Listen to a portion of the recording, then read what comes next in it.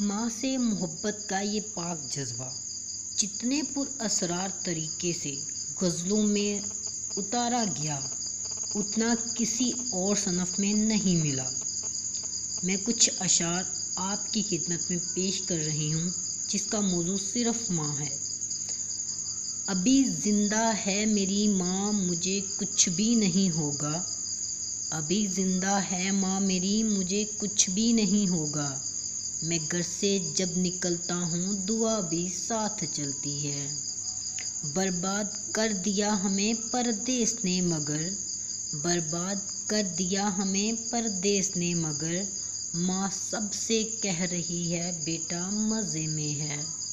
दिन भर की मशक्क़त से बदन चूर है लेकिन, दिन भर की मशक्क़त से बदन चूर है लेकिन, माँ ने मुझे देखा तो थकन भूल गई है।